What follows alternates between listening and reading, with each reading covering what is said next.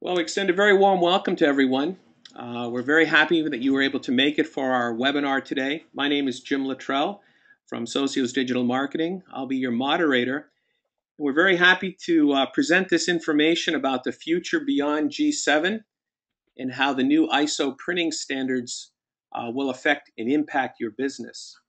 With us today to speak on this topic are Joe Fozzie and Dave Hunter, two people that you're very familiar with. Joe is the Vice President of New Business Development at Alwan Color Expertise. Many of you have known Joe as he spent the last 6 years with ID Alliance and working hard to help get the G7 moving.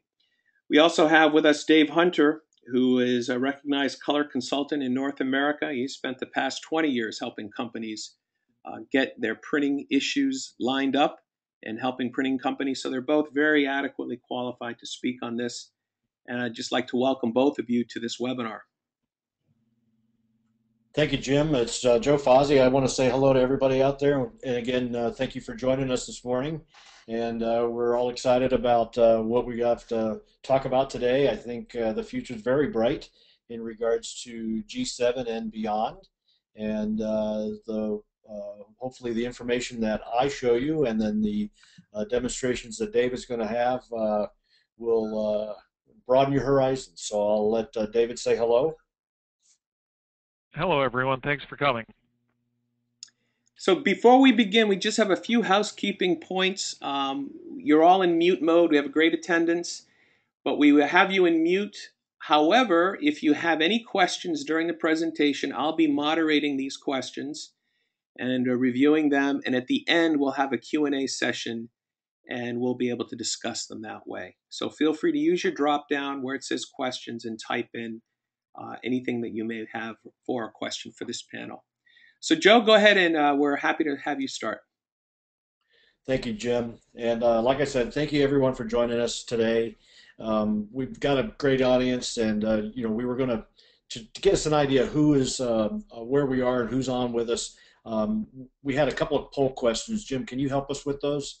Sure. The first poll, if just to get an idea of our attendance, is do you print on a Grackle compliant substrate? So please go ahead and just choose one of those answers, yes, no, or not sure, and we'll just be able to share out those results with everyone. So if you just take a moment, go ahead and click in your answer. We'll, all right, so far, Joe, we've got most everyone voted in, and 56% say no, and 44% say yes. That's interesting. Typically, we would hear probably 80% of the printing in the United States is to a non-standard substrate. Probably, I should say, 80% of the printing around the world is to a non-standard substrate, and some places print 100% of their work is to a non-standard substrate. So this is an excellent question for us because when we're talking about how do I match colors across printing processes, that's a critical thing. You see an illustration here of a Johnny Walker red label. Hey, I've got it on a bottle. I've got a label on a can. You might even see a label on a package, and then you see it on a device electronically. And so when we look at our standards, we have a standard today is called ISO 15339 that helps us identify what are the aims and tolerances across these printing processes. The other tolerance that we're going to talk about a little bit on is ISO 16761. So let me get going here with ISO 15339. So when we talk about ISO 15339, it's about graphic technology, printing from digital data across multiple technologies. And there's two parts to it. Part one is the principles, so that's the meat and potatoes of the standard. And the second part are there's 7 reference print conditions. Now I'm not going to go into the reference print conditions today. I'll talk a little bit about them. But more importantly, what's inside 15339? It's standardized print aims and tolerances. So there are 4 key elements that I'll go through. All color information needed for reproductions in the creative design. So that's in the PDF or in the raw file coming out of InDesign or Quark. The press ink substrate do dictate our maximum gamut capability. And the substrate color is super critical for accurate process color printing. And then, like I mentioned, we have reference print conditions. In the standard, it's called characterized reference print conditions, and these are how we define how well we're doing to an aim. So when we talk about standard aims and tolerances, and we're talking about the PDF or the file, it's carrying inside there. We're carrying the entire color definition that the designer or the content creator intended. All the color data. It could be CMYK. It could be just spot color. It could be an expanded gamut like CMYK orange, green, violet, or some combination.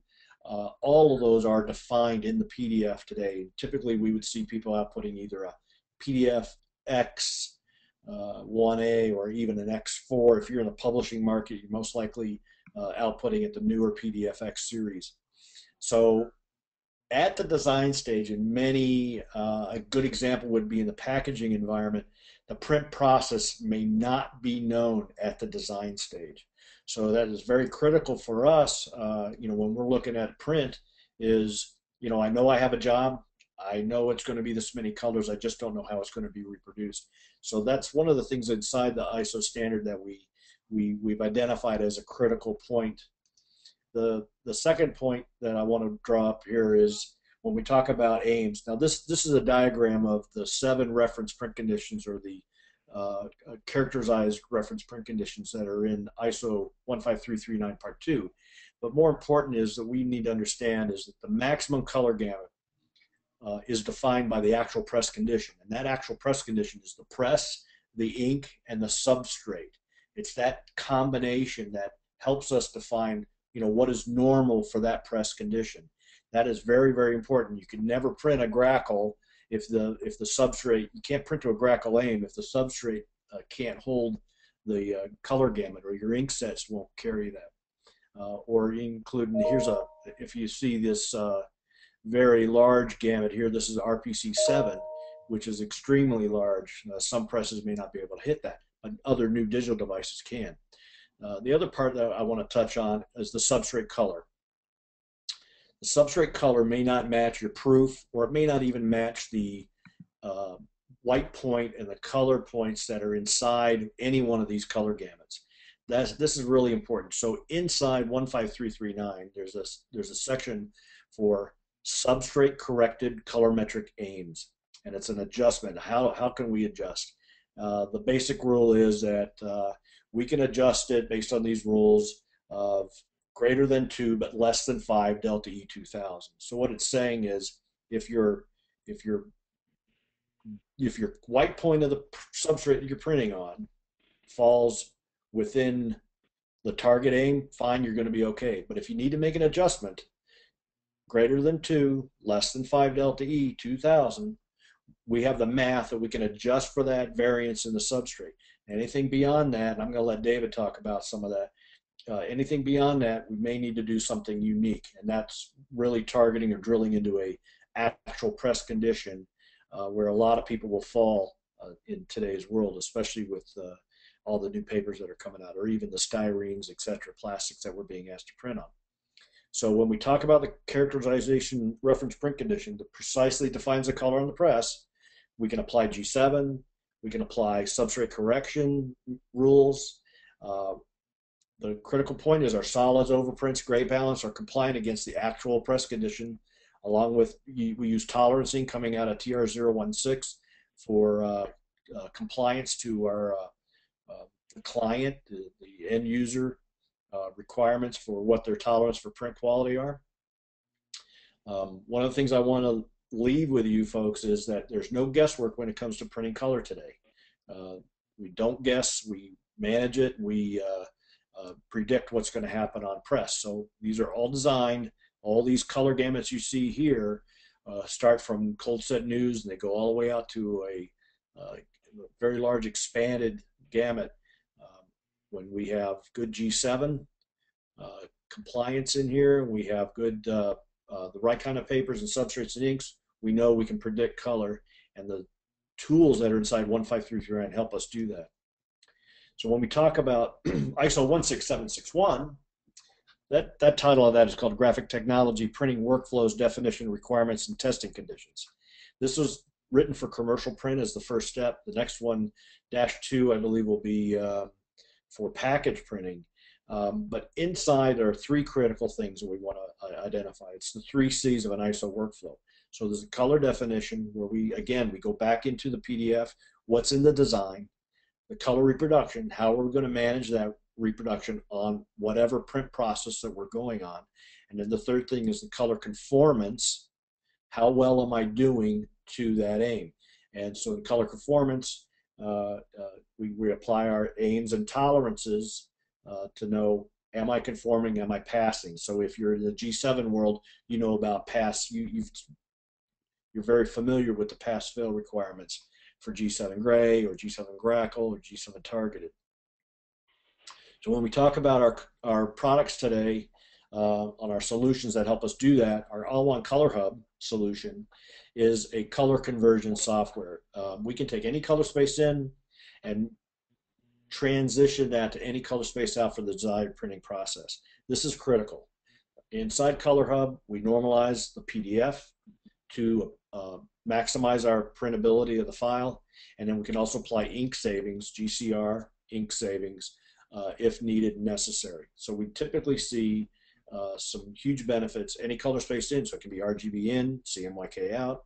We can handle the normalization of files. So if based on your tolerances and your aim, we can set our TAC and etc. And inside the PDF, you have any elements that are out or too high, we normalize that to a common value based on our tolerances and our aims for that print process. And then we can apply ink savings. So I want to go over that. The next thing we're going to talk about is our print standardizer product, which is our process control. I'm going to have a little slide that kind of hopefully ties all this in at the end. Print standardizer is where we know what the aim is. We're going to capture data off the back end of the press.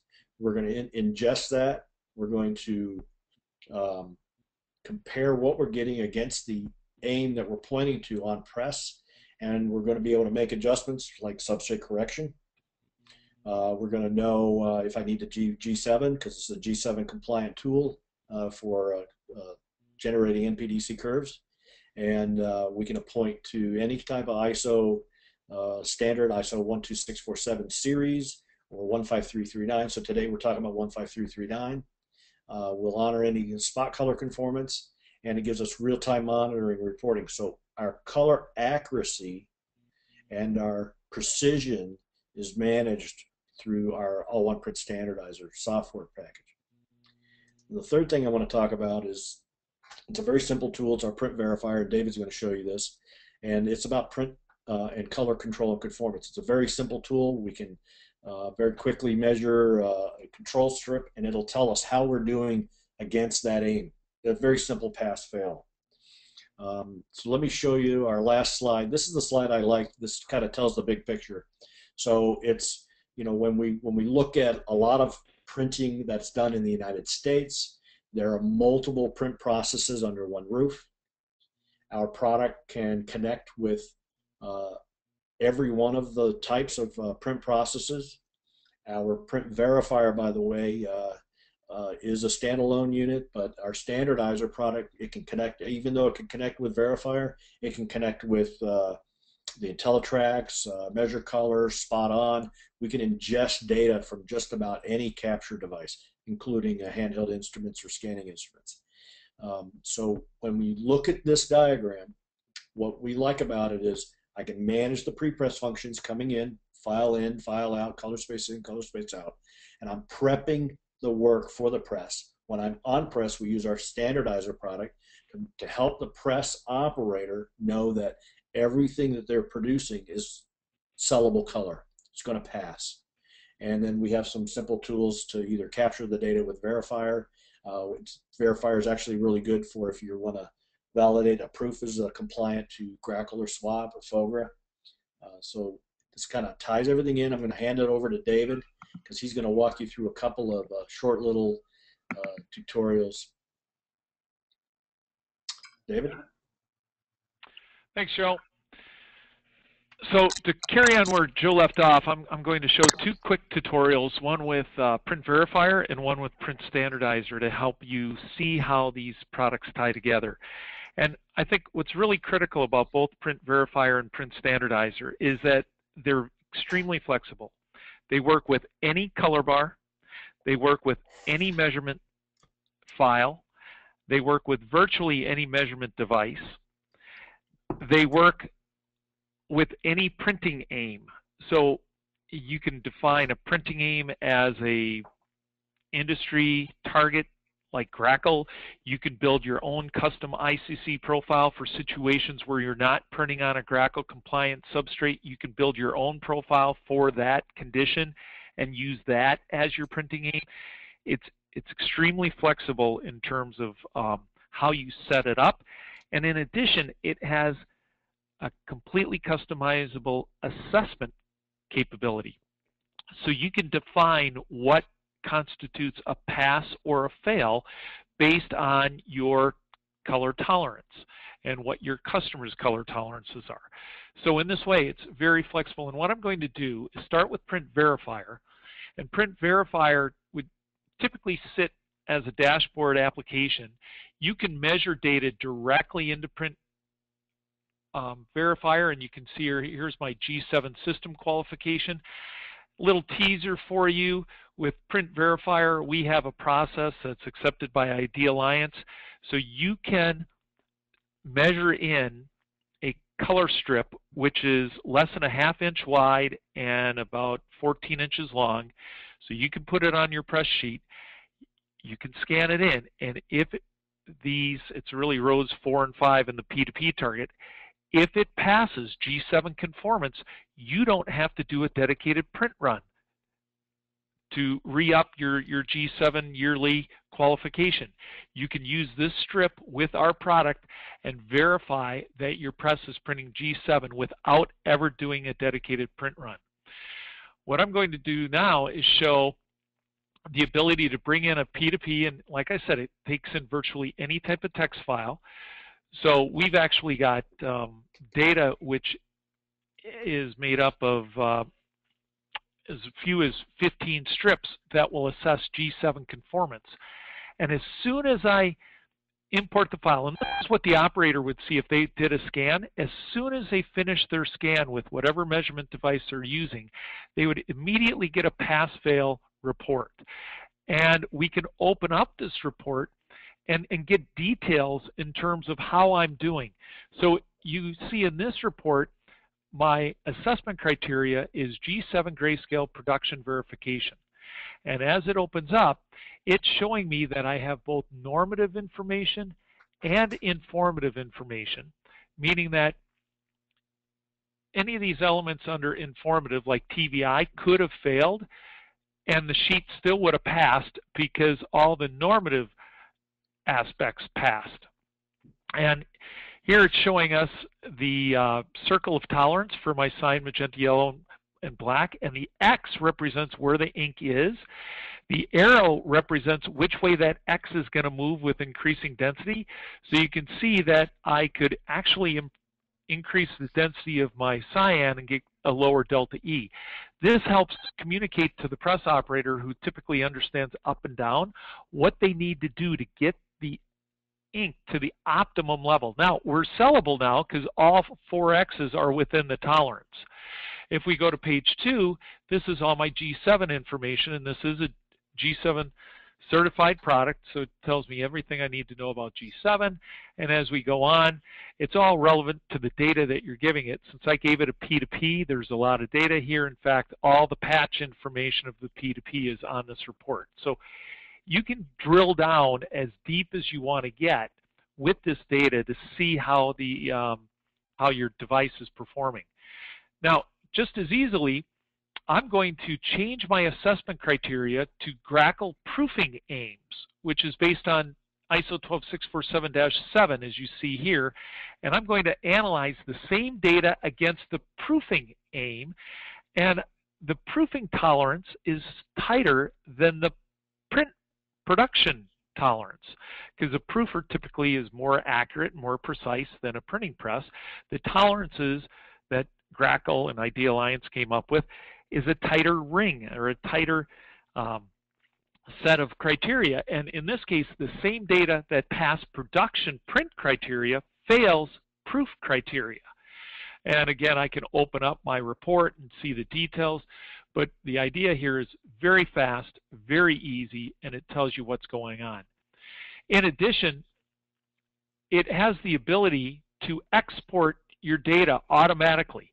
So if the operator is running this program in front of an Indigo or in front of a ViewTech, as they scan the color bar, it instantly tells them pass, fail, so they know whether or not they can start production or if they need to troubleshoot their device or their workflow on why it's not passing the given criteria. And this is so important. So many times people print when the job is wrong. And if the customer complains, you typically can't charge for that print. With Print Verifier and Print Standardizer, you can ensure that what you're printing is correct. Now, Print Verifier is used as kind of a front-end dashboard to show the operator pass, fail, and then it can export the data, as you see here, that will go over to Print Standardizer. Print Standardizer then collects the data centrally, and it will report back on how your production lines are doing. And just to show here, you have multiple configurations that you can customize. And we call this a job color ticket, which assesses what your print aim is and what your tolerance is. And these are shared between Print Standardizer and Print Verifier. So let's pop over to Print Standardizer now. And in Joe's diagram, Print Standardizer is more of a back-end tool that's collecting the data that the front end is producing, whether it's a QuadTech instrument on a web press that's collecting data automatically, or a Print Verifier in front of an Indigo, or maybe a pre-press operator is using a product like Spot On. As they're capturing the data, it goes to a folder and Print Standardizer ingests it. And in my queue setup here, I have a couple queues for my Gauss. I have 2 Heidelberg presses, and you see they're in a group, which shows they're sharing the same plate curves, so it's very easy to set up the ability to share plate curves. I have an Indigo and a ViewTech. And so if I'm looking at my Indigo, you can see my conformity of my Indigo production line is 90%. Great job, guys. You're doing a really wonderful job there. If I look at my Heidelberg 2 performance, I'm 87%. Again, really great. If I look at my Heidelberg 1, I'm at a 60% conformance. Okay, so this could point out maybe some training issues, maybe some other types of issues that are going on. And I can tell you, when I put a system like this in, the first month, I see about a 20% conformance level when we first put it in, because they never knew. The operators don't know every sheet if it passes or fails, so they're kind of guessing the whole time. Once you put a system like this in, that then real-time reports back to the operator if it's passing or failing, and if it's failing, what they need to do to make it pass, I see the performance levels go from 20% conformance to 80% conformance within the first 3 weeks, because the operators, who are the ones that have the most amount of control over fixing the print, can fix it before it's too late. Now, if we look at my Gauss line up here, I'm at a 33% conformance level. So as you're using this system over time, you can go in and take a look at what's happening at any time in any point in time, and I can go in and click on individual data, and I can look at the delta E. Oh, look at this. The delta E of my yellow is 12 delta E on that sheet. It's not a good thing. And I can actually look at the report folder, and it would show me the same report that I showed you in Print Verifier. But this is giving me an idea that my press guys might have a hard time hitting the right solids for this job. And maybe they don't have a good dashboard like Print Verifier showing them what's going on and what they need to do to their solids to get them in conformance. So this is a nice tool, and you see as it's collecting data, it's telling me that the 50% is 50-50-50. So this shows me it's a linear plate run.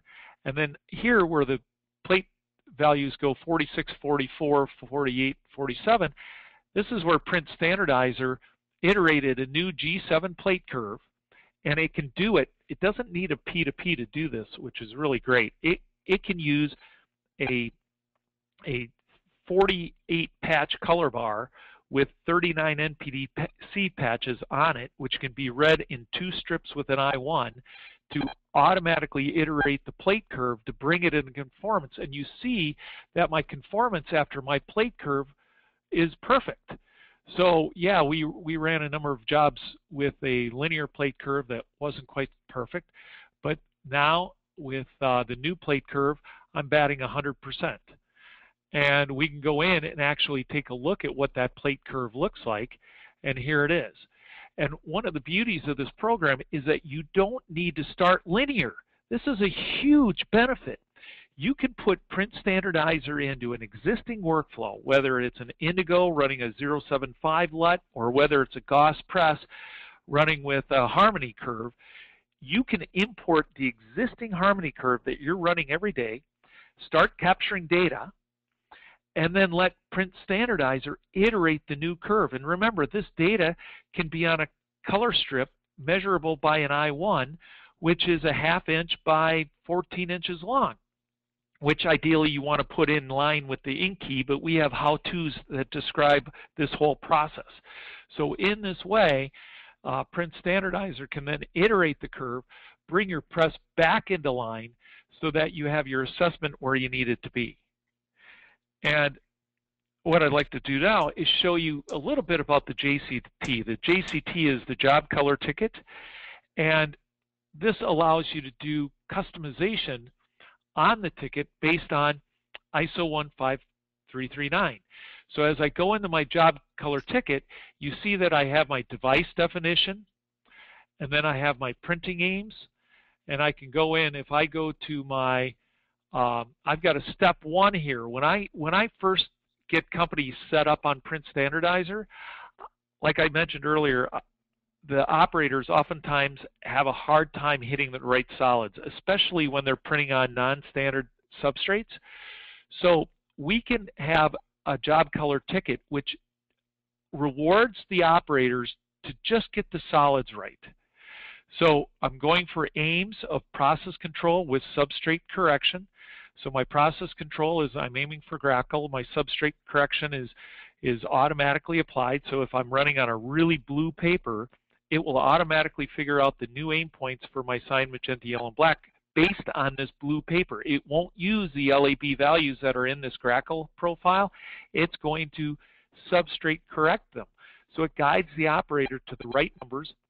And then under my tolerances, notice I've got almost everything informative except my primaries.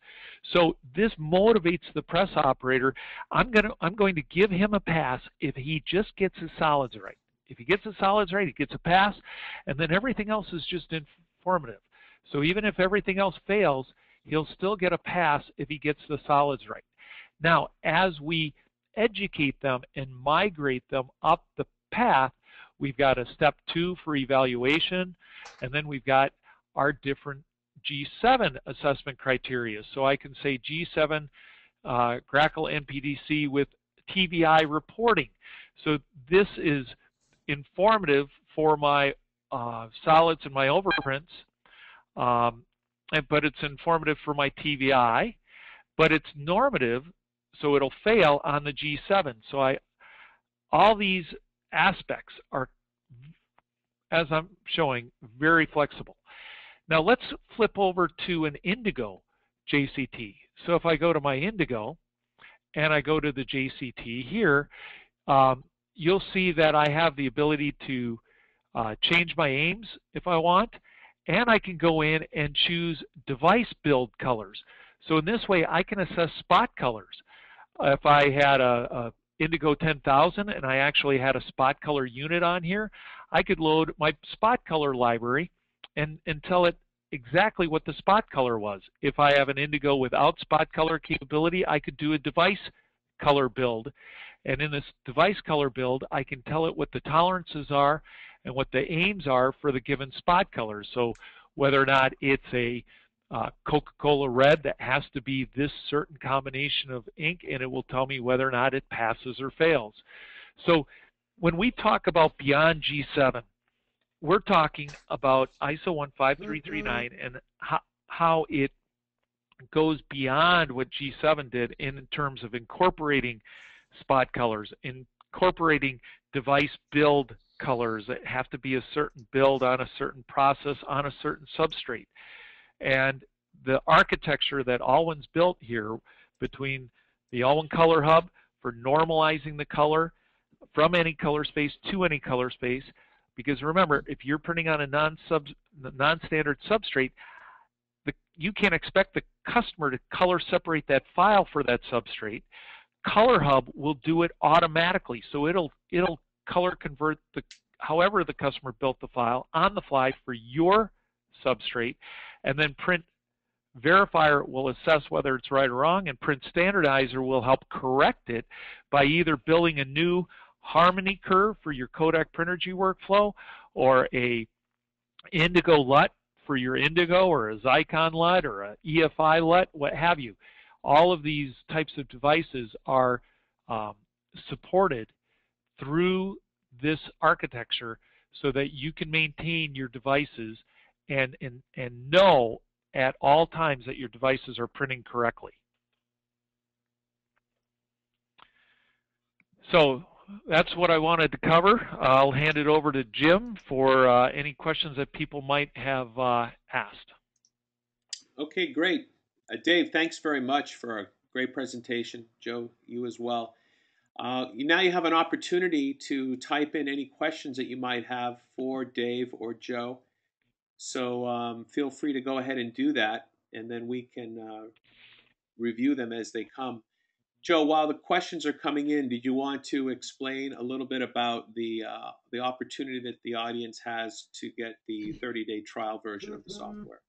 Absolutely. So thank you, Jim and Dave. That was a really good overview. I know we took we wanted this session to be as short as possible, so we're trying to work within that roughly 30-minute time frame. And I know we're a little over, but if anyone's interested in demoing this software, we have a 30-day, no money, no obligation opportunity. You just have to let David and I know, and we can get you the downloads and some instructions, help you remotely demo the product.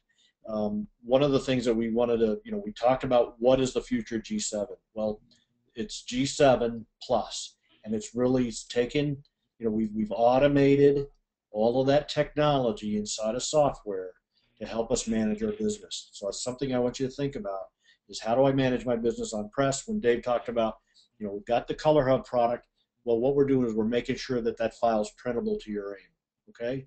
And then when we're on press, we're taking Standardizer, we're applying all of our rules to make sure that I'm compliant with everything that we're producing, and the operator knows everything that they're producing is sellable color at the end of the day.